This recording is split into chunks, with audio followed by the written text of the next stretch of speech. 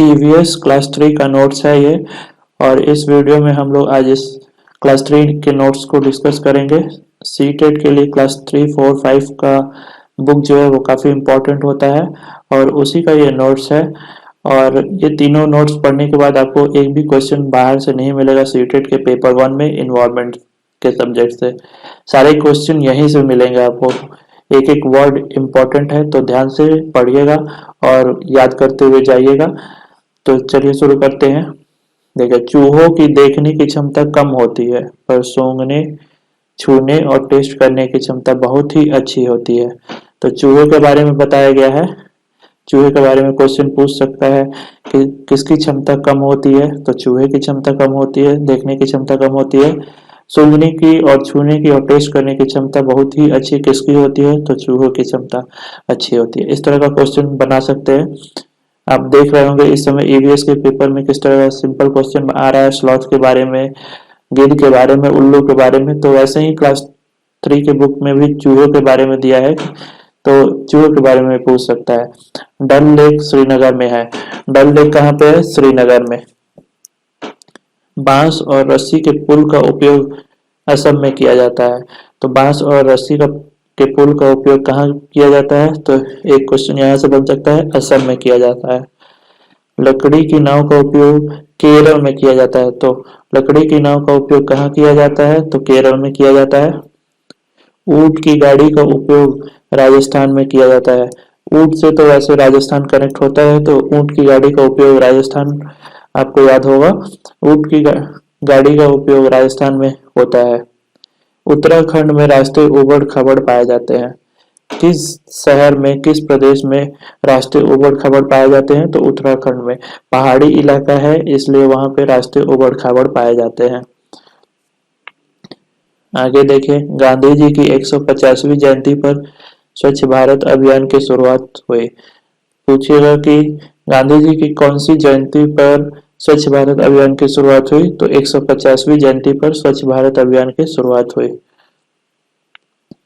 आपको अगर ये सेशन अच्छा लग रहा हो तो लाइक कर दीजिए।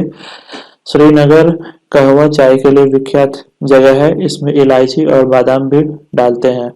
तो कहवा चाय के लिए कौन सी जगह फेमस है? तो श्रीनगर फेमस है और इसमें इलायची और बादाम भी डालते हैं। ये जो भी वर्ड्स दिए हुए हैं वो काफी इंपॉर्टेंट है। मैंने पहले ही इस बुक को 60-70 पेज में बुक दिया हुआ है, उसको शॉर्ट करके 7 to 8 पेज में बनाया है। तो आप इसमें जो भी वर्ड्स दिख रहे हैं उसको याद रखिएगा, क्योंकि वही वर्ड से सेम टू सेम क्वेश्चन पूछे जाएंगे। और मैं बार बार क्वेश्चन भी बना के बता रहा हूँ कि कैसे क्वेश्चन पूछे जाएंगे। ईवीएस में 15 मार्क्स का आपके बुक से आता है और 15 मार्क्स का पेडागोजी से आता है। तो यहाँ पे जो 15 मार्क्स का जो फैक्चुअल बेस्ड क्वेश्चन होगा उसमें आप ये 3 वीडियो देख लेते हैं, क्लास 3, 4 और 5 का नोट्स वाला वीडियो देख लेते हैं तो एक क्वेश्चन भी आपका बाहर नहीं जाएगा। शिकारा नाव, शिकारा नाम की नाव से टूरिस्ट डल लेक में मनोरंजन करते हैं। तो हम लोगों ने श्रीनगर के बारे में 3-4 चीजें अभी तक देख ली है। शिकारा नाव कहाँ यूज होता है? तो डल लेक के लिए यूज होता है और श्रीनगर में। ऊपर हमने देखा था कि डल लेक कहाँ पे है? श्रीनगर में ही है। श्रीनगर में कहवा चाय के लिए विख्यात है, इसमें इलायची और बादाम भी डालते हैं। तो ये 3-4 बातें हो गई श्रीनगर से रिलेटेड। एक और आगे है, हाउस बोट श्रीनगर में पाई जाती है। हाउस बोट जो यानी कि नाव पे में ही घर बना हुआ होता है, तो वो बोट उस तरह की श्रीनगर में पाई जाती है। ट्रॉली का उपयोग लद्दाख में होता है। तो ट्रॉली का उपयोग कहाँ पे होता है? लद्दाख में होता है। उल्लू अपनी गर्दन पीछे तक घुमा सकता है। उल्लू अपनी गर्दन पीछे तक घुमा सकता है, ये क्वेश्चन आज के सीटेट के इन्वायरमेंट में आया हुआ था। उल्लू अपनी गर्दन पीछे तक घुमा सकता है। तो आप क्वेश्चन था कि कौन अपने पीछे तक गर्दन घुमा सकता है, उसमें उल्लू, मैना, कोयल ऐसे ऑप्शन था, तो उसमें उल्लू लगाना था। पक्षियों के पंख उन्हें उड़ने में मदद करते हैं तथा गर्माहट देते हैं। तो पक्षियों के पंख उन्हें उड़ने में मदद करते हैं और गर्माहट देते हैं। दो काम के लिए दिया हुआ है कि पक्षियों के पंख उन्हें उड़ने में मदद करेंगे और गर्माहट देने में मदद करेंगे। नागपुर के लोग दाल में चीनी डालते हैं। कहाँ के लोग दाल में चीनी डालते हैं? ज्यादातर लोग तो दाल में नमक डालते हैं, लेकिन नागपुर के लोग जो है दाल में चीनी डालते हैं। डांस में हाथ और चेहरे के जरिए भावनाएं दिखाई जाती है, जिन्हें मुद्रा और भाव कहते हैं। डांस करते समय हाथ और चेहरे की जो भावनाएं दिखाई जाती हैं, उन्हें मुद्रा और भाव कहते हैं। जो भी शास्त्रीय नृत्य हैं, उनमें चेहरे और हाथ के भाव ज्यादा दिखाए जाते हैं, तो उनको मुद्रा और भाव कहते हैं। ब्रेन लिपि एक मोटे कागज पर लिखी जाती है, जिसमें एक नुकीली चीज से बिंदुओं को उभारा जाता है। ब्रेन लिपि ऐसे एक कागज है, इसमें अलग अलग अक्षर के लिए नुकीली चीजों से बिंदुओं को उभारा जाता है, और ये जो लोग अंधे होते हैं, ब्रेन लिपि में उभरे हुए बड़े बिंदुओं पर उंगलियों के सहारे इसे पढ़ा जाता है। जिन लोगों को आंखों में प्रॉब्लम होती है, वो इसके बिंदुओं को हाथ से टच करके पढ़ते हैं। इस ब्रेन ब्रेन लिखावट उन लोगों के लिए होती है जो आंखों से देख नहीं सकते हैं। देखिए, जो ब्रेन लिपि का उपयोग जो है, आप इस तरह का होगा, अगर इस पे ए लिखा होगा ऐसे करके वो कह रहा होगा, तो आप हाथ से छू के पढ़ सकते हैं कि ए लिखा है, बी लिखा है, क लिखा है। ऐसे ब्रेन लिपि उन लोगों के लिए होती है जो आंखों पे देख नहीं सकते, और वह उन्हीं बिंदुओं को छू करके समझते हैं कि क्या लिखा है। जैसे अभी मैंने बताया, वैसे ही ये छू करके पता करते हैं कि क्या लिखा हुआ है। ब्रेन लिपि लुइस ब्रेल, ये इम्पोर्टेंट है। ब्रेन लिपि आपने समझ लिया होगा कि ब्रेन लिपि किस लिए यूज करते हैं। तो जिन लोगों को आंखों में दिक्कत होती है, उनके लिए, जो देख नहीं सकते, उनके लिए ब्रेन लिपि का यूज होता है। और अब ब्रेन लिपि का इम्पोर्टेंट जो क्वेश्चन बन सकता है, ब्रेन लिपि लुइस ब्रेल जो कि फ्रांस के थे, उनके नाम पर इस लिपि का नाम रखा गया है। ब्रेल लिपि को किसने बनाया? तो लुइस ब्रेल ने बनाया। और लुइस ब्रेल कहाँ कहीं रहने वाले थे? तो फ्रांस के रहने वाले थे। दो क्वेश्चन यहाँ से बन सकता है। और ब्रेल लिपि का नाम इसी लिपि का नाम रखा गया इनके नाम पे। लुइस ब्रेल की 3 साल की उम्र में किसी दुर्घटना से इनकी आंखों की रोशनी चली गई थी। लुइस ब्रेन जो कि फ्रांस के थे, उनके 3 साल में दुर्घटना हुई थी, और इससे उनकी आंखों की रोशनी चली गई थी। लुइस ब्रेल की पढ़ाई में रुचि थी, वो पढ़ने में बहुत रुचि लगाते थे, तो पढ़ने लिखने के लिए विभिन्न नए तरीके सोचने लगे। उन्होंने जो तरीका निकाला, बाद में उसे ब्रेल स्क्रिप्ट के नाम से जाना गया। तो उनकी आंखें चली गई थी 3 साल की, जो कि फ्रांस के थे लुइस ब्रेल। और इनकी पढ़ने में रुचि थी, इसलिए ब्रेल स्क्रिप्ट का इन्होंने आविष्कार किया। यह स्क्रिप्ट 6 बिंदुओं पर आधारित थी। एक बार सीटेट में पूछा है कि ब्रेन लिपि जो है कितने बिंदुओं पर आधारित है, तो स्क्रिप्ट जो है 6 बिंदुओं पर आधारित थी। अब यह कंप्यूटर के प्रयोग से भी लिखी जा सकती है, और अब आधुनिकता आ गई है, कंप्यूटर का यूज हो रहा है, तो कंप्यूटर के प्रयोग से लिखी जा सकती है। ब्रेन लिपि में 6 बिंदुओं का यूज किया जाता था। इस तरह के क्वेश्चन फैक्चुअल बेस्ड क्वेश्चन है, जो एक एक लाइन यहाँ पे इम्पोर्टेंट है और आपको याद रखना होगा। अगर आप बच्चों को ब्रेन स्क्रिप्ट के बारे में बताएंगे और समझाएंगे, तो वह उसे अच्छे से समझेंगे। ब्रेन स्क्रिप्ट के बारे में बताएंगे और समझाएंगे, तो उसे अच्छे से समझेंगे। शुरुआत में बर्तन जो है पत्थर या चिकनी मिट्टी के बनाए जाते थे। शुरुआत में बर्तन कैसे बनाए जाते थे? जो पत्थर होते थे या चिकनी मिट्टी के बनाए जाते थे। जब गांव में पहले चिकनी मिट्टी के बर्तन मिलते थे, अभी भी आपको कभी कभी दिया वगैरह बनाया जाता है, तो उसी तरह शुरुआत में बर्तन जो है पत्थर और चिकनी मिट्टी के बनाए जाते थे। पक्षी कीड़ों को खाकर फलों को कीड़े से बचाते हैं। जो पक्षी होते हैं वो कीड़ों को खाते हैं और फलों को कीड़ों से बचाते हैं। हमिंग बर्ड की चोंच सुई की नोक जैसी होती है। किस बर्ड की चोंच सुई की नोक जैसी होती है? हमिंग बर्ड की। ये एक एक नंबर का क्वेश्चन है, एक एक लाइन में क्वेश्चन दिया हुआ है और आंसर दिया हुआ है, आपको ध्यान से पढ़ना है। हमिंग बर्ड की चोंच सुई की नोक जैसी होती है। किस बर्ड की चोंच सुई की नोक जैसी होती है? तो हमिंग बर्ड। कबूतर की चोंच गुलाबी और पंख ग्रे रंग के होते हैं। कबूतर की चोंच गुलाबी और पंख ग्रे रंग के होते हैं। एक बर्ड है हमिंग बर्ड, उसकी चोंच सुई की नोक जैसी होगी। कबूतर की चोंच गुलाबी और पंख ग्रे रंग के होते हैं। बज्जू नामक गांव राजस्थान में है। मैप को समझने के लिए सिलेबस की समझ होनी जरूरी है। तो आपको बज्जू नामक गांव जो है राजस्थान में है।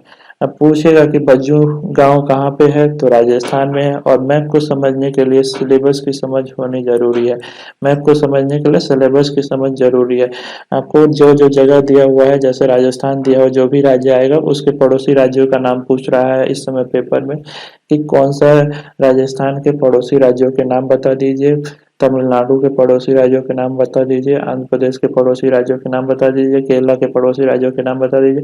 तो ऐसे जो भी नाम आपके सीटेट ईवीएस के बुक में दिए हुए हैं, 3-4 नाम दिए हुए हैं राज्यों के, तो उनके पड़ोसी राज्यों को पूछा जा रहा है इस समय सीटेट में, तो उनको याद रखना होगा। रीजू वाटर के बारे में डिस्कशन करने से बच्चों में जल रीयूज वाटर के बारे में डिस्कशन करने से बच्चों में जल संरक्षण के प्रति जागरूकता आएगी। रीयूज वाटर का मतलब है कि जो वाटर एक बार यूज हो गया उसको दोबारा यूज करने के का डिस्कशन करेंगे कि कैसे दोबारा यूज किया जाता है। जैसे बरसात में बारिश का पानी को इकट्ठा करके उसको हम लोग यूज करते हैं, तो जल संरक्षण के प्रति जागरूकता आएगी। उनमें जागरूकता लाना है, क्योंकि बच्चे भविष्य हैं, और जब बच्चे बड़े होंगे तो उन्हें बच्चों में सिखाया रहेगा कि जल संरक्षण कैसे करना है, तो वो उसके प्रति जागरूक रहेंगे और बच्चों पानी की बर्बादी नहीं करेंगे, क्योंकि पानी का शॉर्टेज है। तो वही यहाँ पे रीयूज वाटर के बारे में डिस्कशन उनसे करना है कि कैसे पानी को रीयूज किया जाता है। हांगकांग में सांप खाए जाते हैं। कहाँ पे सांप खाए जाते हैं? हांगकांग में। नॉर्थ ईस्ट वगैरह में भी सांप खाते हैं। इसके सूप को लिंगहुफेन कहते हैं। किसके सूप को लिंगहुफेन कहते हैं? तो सांप के सूप को लिंगहुफेन कहते हैं। और कहाँ के लोग इसे खाते हैं? तो हांगकांग के लोग खाते हैं। कश्मीर में सरसों के तेल में मछली को पकाकर खाते हैं। कश्मीर में सरसों के तेल में मछली को पकाकर खाते हैं, जबकि गोवा में नारियल के तेल में मछली को पकाया जाता है। यहाँ पे देखिए, सरसों के तेल में मछली जो है कश्मीर में पकाया जाता है, और नारियल के तेल में गोवा में पकाया जाता है। गोवा के करीब में नारियल ज़्यादा होती है, तो वहाँ पे नारियल का तेल ज़्यादा मात्रा में उपलब्ध होने से मछली जो है समुद्र से निकालने के बाद नारियल के तेल में पकाया जाता है। कश्मीर में सरसों के तेल में मछली को पकाया जाता है। ये तीनों क्वेश्चन जो है सीटेट के पेपर में, आज के पेपर में आया हुआ था। मैच द फॉलोइंग क्वेश्चन दिया हुआ था, उसको मैच करना था। टेपियोका एक प्रकार का फल है जो केरल में उबालकर खाया जाता है। तो टेपियोका भी एक फल है जो कि केरल में उबालकर खाया जाता है। वल्चर या गिद्ध मरे हुए जानवरों को खाता है। वल्चर हो या गिद्ध, दोनों ही है, मरे हुए जानवरों को खाता है। कौन मरे हुए जानवरों को खाता है? वल्चर या गिद्ध। असम में घर जमीन से 10 से 12 फुट ऊपर होते हैं। ये क्वेश्चन आज आया था, असम में घर कैसे होते हैं?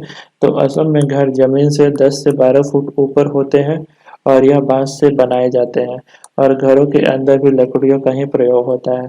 मतलब यहाँ पे असम में 10 से 12 फुट ऊपर घर बनाए जाते हैं, बांस के ज़्यादा प्रयोग करके और लकड़ियों का ज़्यादा प्रयोग करके घर बनाया जाता है। हम लोगों के यहाँ यूपी बिहार में कंक्रीट का यूज़ करते हैं, वैसे वहाँ पे लकड़ी का यूज़ करते हैं और बांस का यूज़ करते हैं। असम में घर को ऊंचाई पर बनाए जाने का कारण है कि यहाँ असम में भारी बारिश होती है, जिसके कारण घर में पानी भरने का खतरा बना रहता है। तो नॉर्थ ईस्ट साइड में बारिश ज़्यादा होती है। बारिश सबसे ज़्यादा बारिश मानेसराम मेघालय में होती है।